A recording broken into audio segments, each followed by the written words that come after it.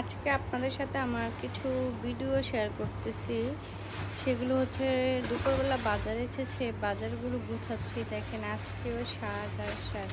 আজকে দুপুরে শাকের আইটেম করব। আমার হাজব্যান্ডকে বলেছিলাম কিছু শাক এনে, সে দেখেন কতগুলো শাক আইটেম নিয়ে এসেছে। এটা হচ্ছে ডাঁটা শাক, তার সাথে পাট শাক এনেছে, টক পাতা এনেছে।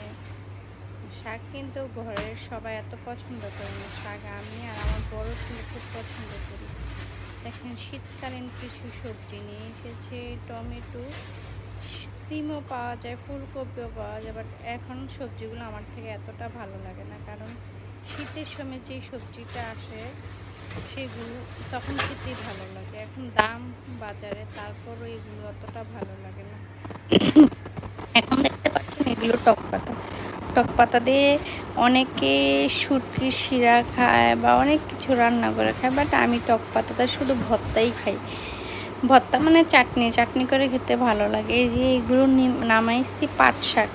পাট শাক ভালো করে পেঁয়াজ রসুন দিয়ে, পেঁয়াজটা খুবই কম, পেঁয়াজ না দিলেও চলে, রসুন ভালো করে বেশি করে দিয়ে রান্না করলে খুবই ভালো লাগে। দেখেন বাজার নামাতে নামাতে আমার কি যে ঘুম পেয়েছে।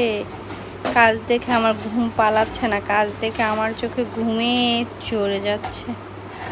কিচ্ছু করার নেই, সংসারে কাজ করতে হবে, ঘুমালে চলবে না। তাই আপনাদের সাথে শেয়ার করতে আসলাম। যদি আমার ভিডিওটা ভালো লাগে একটা হলো লাইক করে দেবেন, কমেন্ট করে দেবেন। আমি নিপা আবার নিউ ব্লগ নিয়ে আপনাদের মাঝে চলে আসব। সবাইকে অসংখ্য ধন্যবাদ।